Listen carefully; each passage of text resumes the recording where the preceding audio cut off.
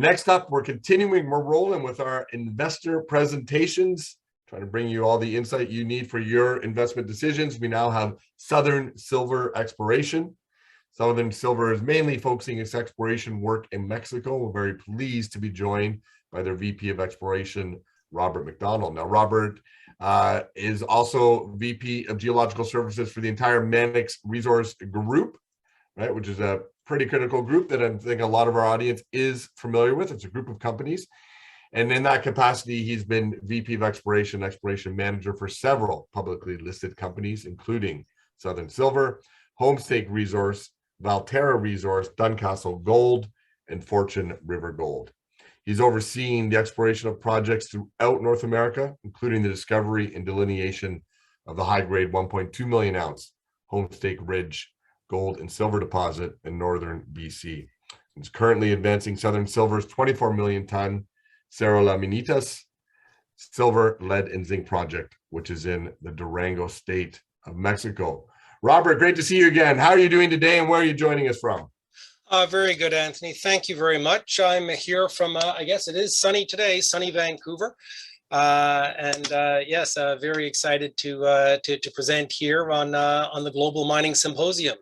Well, I tell you, when the sun's shining in Vancouver, there's really no place you'd rather be. Such a beautiful city. Oh, exactly. The mountains are out today. Excellent, excellent. You have the $1 million view. Well, listen, we're very much looking forward to getting up to speed. You've joined us in the past, and very curious. So I'm going to, without further ado, turn it over to you, and you have our unbridled attention. Excellent. Thank you very much. And thank you all for joining us out there. My name is Rob Macdonald, Vice President of Exploration for Southern Silver Exploration.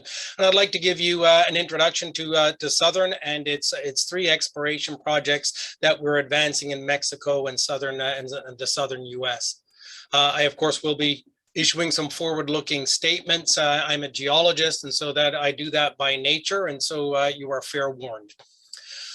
So with Southern Silver, I will be speaking primarily of our flagship silver, lead, zinc skarn project in Durango, Mexico, the Cerro Las Minitas project. It is one of the largest and highest grade silver projects in the world, with indicated and inferred resources totaling 335 million silver equivalent ounces, averaging 326 grams per ton silver equivalent in both the indicated and the inferred categories. It breaks down roughly 40% indicated and 60% in inferred. The project is located in a well-established silver mining district in Durango, Mexico, and we're surrounded by other producing companies, which puts us in a very good neighborhood. We have 100% control of the project. We financed in the middle of last year, so we have a full treasury, and we're able to complete our plans for 2022. This is the springboard for that is the resource update that we announced in the fall of 2021. It has increased the deposit size by a third, and we're moving forward into 2022. We have metallurgy and engineering work in progress, and that, with the updated mineral resource, has us working on a PEA that's due in the late second quarter of 2022. We also have greenfields exploration on a couple of projects as well, as we continue moving those forward. This is a review of the capital structure of the company. We're sitting at around a $80 million capitalization. Our top shareholders are Electrum Global Holdings. We have institutional participation within our group, and you can see how we've traded effectively with silver price over the last year. We have analyst coverage through Red Cloud Securities and Fundamental Research. Newsletter coverage through the CISO's report, Silver Stock Investor, and goldsilver.com and Silver Chartist, as well as we have recent ratings by Red Cloud and Fundamental Research that are significantly higher than our current share price, which now is actually in the 30-cent range. So we're up a little bit, up 10% over the last little while.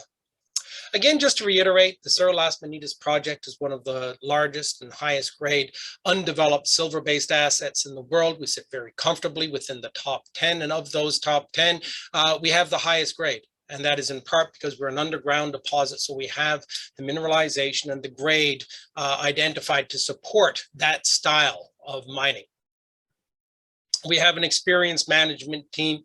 And when you look through the list of people and the projects they've been involved with, you see a number of world-class deposits like Peñasquito in Mexico, Hemlo, Esque Creek, the San Cristobal mine in Bolivia, Los Gatos, which is turning into a world-class situation. We have the San Nicolas project in Zacatecas, Mexico. And so these are people that know what major projects look like. They know how to advance these projects to production scenarios, and they know how to get them into production, either with the companies that they're operating with or through sale or joint venture of the asset to a producer who will put it into put the project into production. So within the portfolio, we have 3 projects. We have our Oro and Hermanas projects in southern New Mexico. These are earlier stage projects that are either 100% owned or option to own 100%, as in the case of Hermanas. But the flagship of the project is Cerro Las Minitas. It sits within the heart of the Faja de Plata of north central Mexico. We're surrounded by world-class deposits. It's 100% owned. We spent over $30 million in exploration since initially acquiring the project in 2011.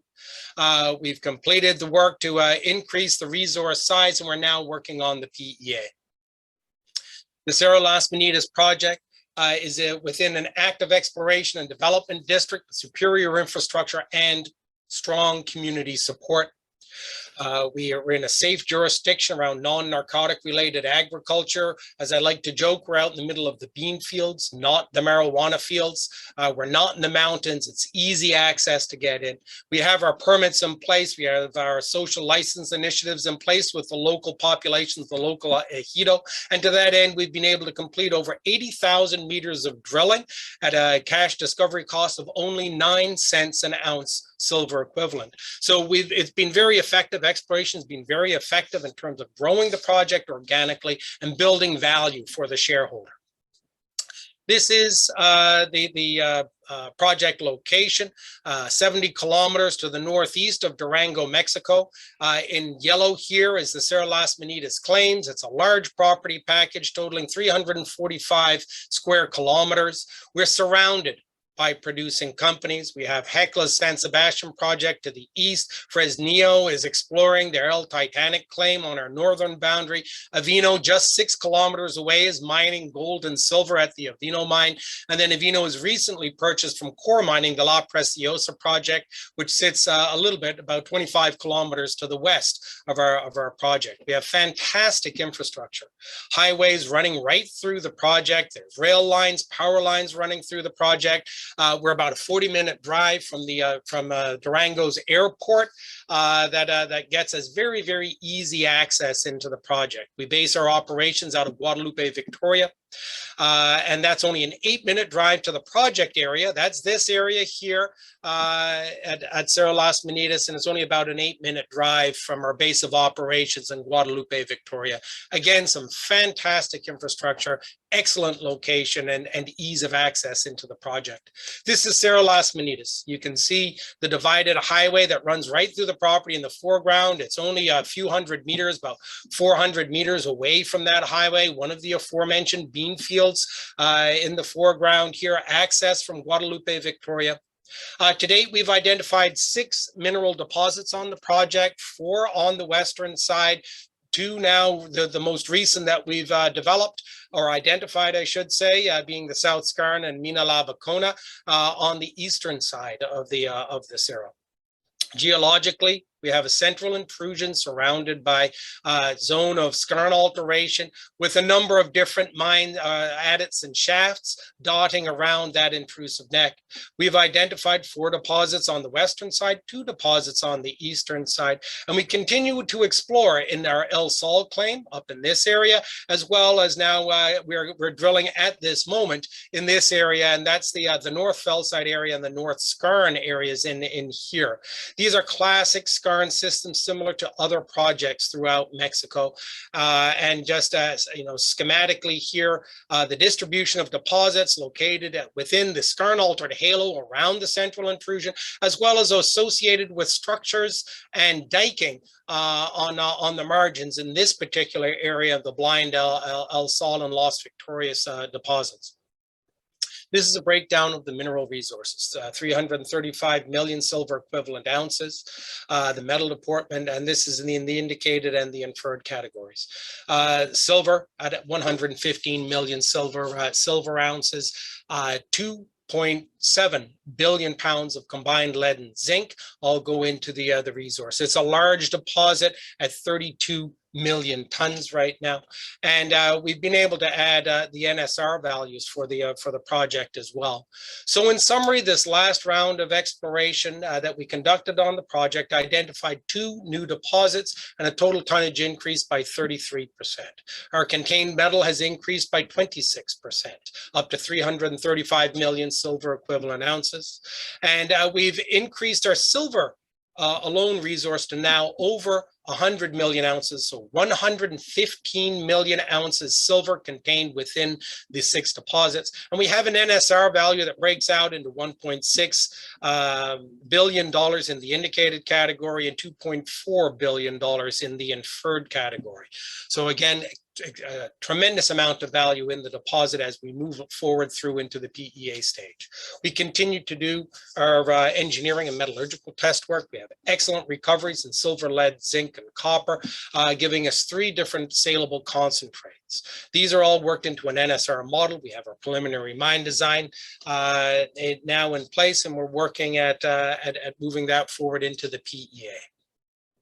So we continue to explore on the project. As I mentioned, we are drilling on the El Sol concession as well as in the North Fellside area. And we continue to drill that as we move forward. This is the latest drilling, the latest highlights, brand new deposit being identified, or at least mineralized zone being identified at North Fellside. And again, a new high-grade target being identified at El Sol. We have the Oro project as well here. This is in southern New Mexico. We have drill components on the ground. The drill's showing up within the next few days, and we will be drilling that this month, starting a 6-hole, 4,000-meter program starting this month. We're going to be targeting porphyry targets in the Oro project, as well as skarn targets down in this area, and so we basically now have additional news flow. We also have the Hermanas project, but we have additional news flow coming from all of these projects as we move forward. So we have catalysts moving forward, preliminary economic assessment in late Q2 2022, ongoing greenfields drilling on the CLM and Oro projects, as well as surface work on the Hermanas project towards permitting in the fall of 2022. And again, looking forward to be drilling that a little bit later on. Okay, thank you very much. Excellent. Thank you so much, Robert. And thank you to our audience. Everyone is fired up today. Everyone's got their espresso going, I think. Questions are just flying in. So let's try and work through as many as we can. We are a couple minutes over, but we're doing better than we have in the past in our time management. First one from the audience, Robert. The relationship between silver and the base metals, is it consistent? And if not, what dictates the relationship? I mean, the silver and the base metals, what dictates the relationship is effectively the amount of galena that's in the mineralization. The silver generally carries with the galena. So if you have mineralization that has a higher amount of galena in it, the actual lead mineral, galena, you will have higher silver. And we noted that on the eastern deposits, the new deposits that we identified. They had higher galena, higher silver values, a little bit lower in our zinc values. So it ended up getting maybe more favorable NSR values as a result, because the lead concentrate is the highest paying concentrate. The lead concentrate it can actually be classified as a silver concentrate because of the grade of silver that we're getting in that concentrate. Okay, excellent. Thank you. One of the Electrum is a major shareholder, 25%. I believe you guys acquired Cerro Las Minitas from Electrum, and they stayed on as a shareholder. How what's that relationship like? How active are they, if at all? No, it's a fantastic relationship. We've held this property for over a decade now. We've always been the operator, and in 2014, we got into a relationship with Electrum that funded. That earned into the project, and then we wanted to advance the project quicker than they did, and so we negotiated the repurchase of the project back from Electrum. So we've always been the continuity within the project. Electrum remains a very supportive shareholder. They're very happy with the way that we're advancing the project and moving the project forward, and they're very happy with their investment in the project, with no intentions of disposing of that asset at this point, as far as I know. Okay, excellent, Robert. We will have to leave it there. We do have some extra questions there, more technical, but we don't have time, so we will get those together and we will email those to Robert on behalf of our audience. Thank you, Robert, so much for taking the time. Enjoy some of that sunshine in Vancouver. Perfect. Thank you very much, Anthony. Good to see you again. Take care. Bye-bye. Cheers. Bye-bye.